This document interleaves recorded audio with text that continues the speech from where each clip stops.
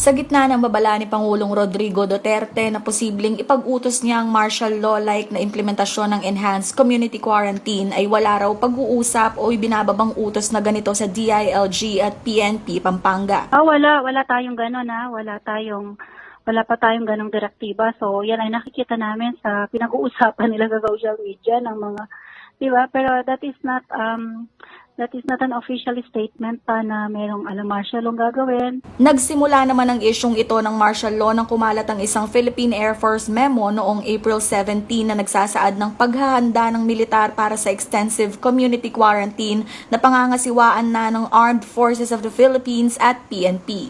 Ayon sa DILG Pampanga, hanggang sa kasalukuyan ay minamanduhan ng mga sibilyan, lokal na pamahalaan at PNP ang mga checkpoint. Pero asahan na raw na mas iba yung paghihigpit dahil sa maraming ulat ng paglabag sa social distancing. For the remaining 10 days, siguro kita ng PNP tsaka ng mga mga enforcers natin. Pero hindi yung tipong lahat ay i-close, pati mga markets, mga drugstores natin.